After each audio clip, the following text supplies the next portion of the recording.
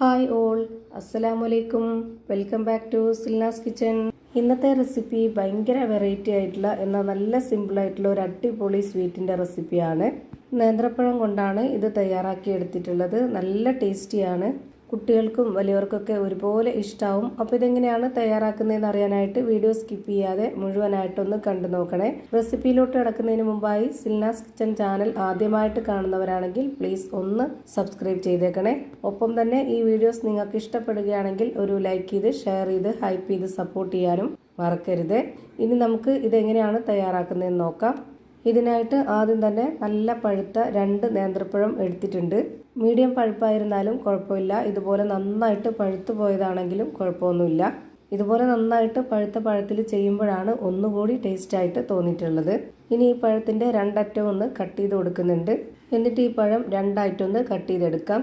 പിന്നെ ഇത് ആവിയിലൊന്ന് വേവിച്ചെടുക്കണം. അപ്പോൾ അതിന് വേണ്ടിയിട്ട് സ്റ്റവിലേക്ക് ഒരു പാനാണ് വെച്ച് കൊടുത്തിട്ടുള്ളത്. അതിലേക്ക് കുറച്ച് വെള്ളം ഒഴിച്ചു കൊടുത്തതിന് ശേഷം ഒരു റിങ് ഇറക്കി വെച്ചിട്ട് ഇടിയപ്പത്തിൻ്റെ ആ ഒരു അരിപ്പത്തട്ട് വെച്ച് കൊടുത്തതിന് ശേഷം അതിനുള്ളിലേക്ക് ഈ ഒരു പഴം വെച്ച് കൊടുക്കുക. എന്നിട്ട് അടപ്പ് വെച്ച് അടച്ചതിന് ശേഷം പിന്നെ ആ ഒരു അടപ്പിൻ്റെ ഹോളിലേക്ക് ഒരു പേപ്പർ തിരികെ വെച്ച് കൊടുത്തിട്ടുണ്ട്. എയർ ടൈറ്റ് ചെയ്തിരിക്കാനാണ്. ഫ്ലെയിം ഓൺ ആക്കിയതിന് ശേഷം ഒരു 10 മിനിറ്റ് ഒന്ന് ഇത് വേവിച്ചെടുക്കുന്നുണ്ട്. ഇപ്പോൾ ഇതാ നല്ല പോലെ വെന്ത് കിട്ടിയിട്ടുണ്ട്. ഇനി ഫ്ലെയിം ഓഫ് ആക്കി കൊടുത്തതിന് ശേഷം ഇത് വേറൊരു പാത്രത്തിലേക്ക് മാറ്റുന്നുണ്ട്. ഇതിൻ്റെ തൊലിയെല്ലാം ഇളക്കി കളഞ്ഞിട്ടാണ് ഇതുപോലെ ഇട്ട് കൊടുക്കുന്നത്. ഇനി ഈ നേന്ത്രപ്പഴം നന്നായിട്ടൊന്ന് ഉടച്ചെടുക്കാം. ചൂടോടെ തന്നെ ഉടച്ചെടുക്കുമ്പോഴായിരിക്കും നല്ല പെർഫെക്റ്റ് ആയിട്ട് കിട്ടുന്നത്. ഈ ഒരു നേന്ത്രപ്പഴം ഉടച്ചെടുക്കുമ്പോൾ നല്ല പോലെ ഒട്ടും കട്ടകളില്ലാത്ത രീതിയിൽ വേണം ഇത് ഉടച്ചെടുക്കാനായിട്ട്. ഇപ്പോൾ ഇതാ ഇതുപോലെ നന്നായിട്ട് ഉടഞ്ഞു കിട്ടിയിട്ടുണ്ട്. അടുത്തതായി ഇതിലേക്ക് പൊടി ഇട്ട് കൊടുക്കണം. ഞാനിതിലേക്ക് വറുത്ത അരിപ്പൊടിയാണ് ഇട്ട് കൊടുക്കുന്നത്. 1/2 കപ്പ് അളവിൽ ഇട്ട് കൊടുക്കുന്നുണ്ട്. പിന്നെ ഇതിലേക്ക് ഒരു നുള്ള് ഉപ്പ് ഇട്ട് കൊടുക്കാം. ഇനി ഇതിലേക്ക് ചെറിയൊരു മധുരത്തിന് വേണ്ടിയിട്ട് 2 സ്പൂൺ അളവിൽ പഞ്ചസാര ഇട്ട് കൊടുക്കുന്നുണ്ട്. ഈ ഒരു സ്പൂണിൻ്റെ അളവിൽ തന്നെയാണ് ഇട്ട് കൊടുക്കുന്നത്. ഒരുപാട് മധുരം ഇതിൽ വേണ്ട. ഇനി കുറച്ച് കളറായിട്ടിരിക്കാനായിട്ട് മഞ്ഞൾപ്പൊടിയും കൂടെ ഇട്ട് കൊടുക്കുന്നുണ്ട്. യെല്ലോ ഫുഡ് കളർ ഉണ്ടെന്നുണ്ടെങ്കിൽ അത് ഇട്ട് കൊടുക്കാം. അതുമല്ലെങ്കിൽ നമുക്കിത് നിർബന്ധമൊന്നുമുള്ള കാര്യമൊന്നുമല്ല. വീട്ടിൽ നമ്മൾ വെറുതെ തയ്യാറാക്കുന്നതിന് ഈ കളറിൻ്റെ ഒന്നും ആവശ്യമില്ല. വീഡിയോയ്ക്ക് കാണാനൊരു ഭംഗിക്ക് വേണ്ടി മാത്രം ഇട്ട് കൊടുത്തിട്ടുള്ളതാണ്. ഇപ്പോൾ ദാ ഞാൻ ഈ മാവ് നല്ലപോലെ കുഴച്ചെടുത്തിട്ടുണ്ട്. ഇനി നമ്മുടെ കയ്യിൽ കുറച്ച് ഓയിലോ നെയ്യോ എന്തെങ്കിലും ഒന്ന് സ്പ്രെഡ് ചെയ്തതിന് ശേഷം ഇതിൽ നിന്ന് കുറച്ച് മാവ് എടുത്തിട്ട് ഇതേപോലെ നന്നായിട്ടൊന്ന് ഉരുട്ടി ഇതുപോലെ നീളത്തിലെടുക്കുക. എന്നിട്ട് അതിൻ്റെ അറ്റ ഭാഗത്തുനിന്ന് ഇതുപോലെ ചെറുതായിട്ട് നമ്മൾ എടുത്തിട്ടൊന്ന് ഉരുട്ടി ഈ ഒരു ഷേപ്പിലൊന്ന് റെഡിയാക്കി എടുക്കുന്നുണ്ട്. ഓരോരുത്തർക്കും ഇഷ്ടമുള്ള വലിപ്പത്തിൽ ഷേപ്പിൽ ആകൃതിയിലൊക്കെ റെഡിയാക്കി എടുക്കാവുന്നതാണ്. ഞാനിപ്പോൾ ഇതാ ഈ ഒരു ഷേപ്പിലാണ് റെഡിയാക്കി എടുത്തിട്ടുള്ളത്. ഇങ്ങനെ ആകുമ്പോൾ കാണാനൊരു ഭംഗിയുണ്ടാവും. അതുപോലെ തന്നെ കഴിക്കുമ്പോഴും നല്ലൊരു പ്രത്യേക ടേസ്റ്റ് ആയിരിക്കും. ഈ ഒരു വലിപ്പത്തിൽ തന്നെ എല്ലാം റെഡിയാക്കി ഒരു പാത്രത്തിലേക്ക് മാറ്റിയിട്ടുണ്ട്. ഇനി നമുക്കിത് ആവിയിൽ വേവിച്ചെടുക്കണം. അതിനായിട്ട് നേരത്തെ നേന്ത്രപ്പഴം വേവിച്ചെടുത്ത അതേപോലെ തന്നെ വെച്ച് കൊടുത്തിട്ടുണ്ട്. ഈ തട്ടിൽ കുറച്ച് ഓയിലോ നെയ്യോ ഒന്ന് സ്പ്രെഡ് ചെയ്ത് കൊടുക്കണം. അല്ലാന്നുണ്ടെങ്കിൽ ഇത് ആവി അടിക്കുന്ന സമയത്ത് അതുപോലെ തന്നെ ഇത് വെന്ത് വരുന്ന സമയമാകുമ്പോഴത്തേക്ക് ഈ ഒരു പാത്രത്തിൽ ഒട്ടിപ്പിടിക്കും.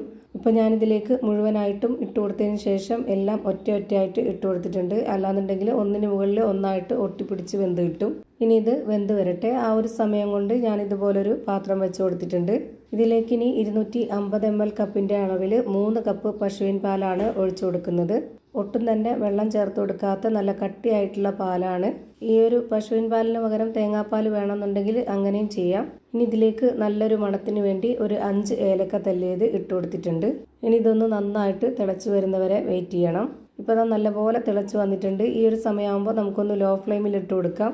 പാട കെട്ടാതിരിക്കാൻ വേണ്ടിയിട്ട് ഇതുപോലെ നന്നായിട്ടൊന്ന് ഇളക്കി കൊടുത്ത ശേഷം പിന്നെ ഇതിലേക്ക് നമുക്ക് ഇട്ട് കൊടുക്കേണ്ടത് റവയാണ്. വറുത്ത റവയാണ് ഞാനിതിലേക്ക് എടുത്തിട്ടുള്ളത്. വറുത്ത റവ തന്നെ എടുക്കാൻ വേണ്ടി നോക്കുക, എന്നാലാണ് കൂടുതൽ ടേസ്റ്റ്. ഇപ്പോൾ ഞാനിവിടെ 1/4 കപ്പ് അളവിൽ ഇട്ട് കൊടുത്തിട്ടുണ്ട്. അതിനോടൊപ്പം തന്നെ ഇതുപോലെ കയ്യിൽ വെച്ച് ഇളക്കി കൊടുക്കുകയും ചെയ്തിട്ടുണ്ട്. അല്ലാന്നുണ്ടെങ്കിൽ കട്ടയായിട്ടിരിക്കും. ഇനി ഈ റവ നല്ലപോലെ ഒന്ന് വെന്ത് വരട്ടെ. ഇത് നമ്മൾ വെന്ത് കുറുകുന്നതിനനുസരിച്ച് ഓരോരുത്തരുടെ ഇഷ്ടത്തിനനുസരിച്ച് നമുക്ക് ഇതിൻ്റെ ആ ഒരു പരുവം റെഡിയാക്കി എടുക്കാവുന്നതാണ്. ഇനി ഇതിലേക്ക് മധുരത്തിന് ആവശ്യമായിട്ടുള്ള പഞ്ചസാരയാണ് ഇട്ട് കൊടുക്കുന്നത്. ഞാനിവിടെ 1/4 കപ്പ് അളവിൽ 1.5 കപ്പ് പഞ്ചസാര ഇട്ട് കൊടുക്കുന്നുണ്ട്. പിന്നെ ഇതിലേക്ക് മധുരത്തിനെ ബാലൻസ് ചെയ്യാനായിട്ടുള്ള ഒരു നുള്ള് ഉപ്പ് ഇട്ട് കൊടുക്കാം. ഞാൻ ഉപ്പിട്ട് കൊടുത്ത ഭാഗം കട്ടായി പോയതാണ് വീഡിയോയിൽ. ഇപ്പോൾ ഇത് നന്നായിട്ട് കുറുകി വരുന്നുണ്ട്. കുറച്ച് ലൂസായിട്ടാണ് ഞാൻ ഇതിനെ തയ്യാറാക്കുന്നത്. അതുകൊണ്ട് ഇതിലേക്ക് കുറച്ച് വെള്ളം ഒഴിച്ചു കൊടുത്തിട്ടുണ്ട്. പച്ചവെള്ളം ഒഴിച്ചു കൊടുക്കരുത്. ചൂടാക്കിയതിന് ശേഷം മാത്രം ആ ഒരു വെള്ളം ഒഴിച്ചു കൊടുക്കുക. ഇനി ഇതിലേക്ക് നേരത്തെ വേവിക്കാനായിട്ട് വെച്ചിരുന്ന ആ ഒരു നേന്ത്രപ്പഴത്തിൻ്റെ കൂട്ട് വെന്ത് കിട്ടിയിട്ടുണ്ട്. അത് മുഴുവനായിട്ടും ഇതിലേക്ക് ഇട്ട് കൊടുക്കുക. റവ വെന്തതിന് ശേഷമാണ് ഞാൻ ഇതിലേക്ക് ഈ ഒരു നേന്ത്രപ്പഴത്തിൻ്റെ കൂട്ട് ഇട്ട് കൊടുത്തിട്ടുള്ളത്. പിന്നെ ഇതൊരു 2 മിനിറ്റ് നേരം കൂടെ വേവിച്ചെടുത്താൽ മതി. ഇനി ഇതിലേക്ക് ലാസ്റ്റായിട്ട് കുറച്ച് നെയ്യിൽ അണ്ടിപ്പരിപ്പും മുന്തിരിയും താളിച്ചതും കൂടെ ഒഴിച്ചു കൊടുക്കുന്നുണ്ട്. ഇപ്പോൾ ഇതാ ഭയങ്കര ടേസ്റ്റി ആയിട്ടുള്ള വെറൈറ്റി ആയിട്ടുള്ള ഒരു അടിപൊളി നേന്ത്രപ്പഴത്തിൻ്റെ സ്വീറ്റ് റെഡിയായി കിട്ടി. ഇനി ഇതിൻ്റെ ഫ്ലെയിം ഓഫ് ചെയ്തതിന് ശേഷം ചൂടോടുകൂടിയോ ചൂടാറിയോ എങ്ങനെ വേണമെങ്കിലും കുടിക്കാവുന്നതാണ്. ഭയങ്കര ടേസ്റ്റിയാണ്. അപ്പോൾ ഇത്രയേ ഉള്ളൂ ഇന്നത്തെ വീഡിയോ ഇഷ്ടമായാൽ ലൈക്ക് ചെയ്യാനും ഷെയർ ചെയ്യാനും കമൻറ്റ് ചെയ്യാനും മറക്കരുത്. പുതിയൊരു വീഡിയോയുമായി വീണ്ടും വരും. Thank you for watching.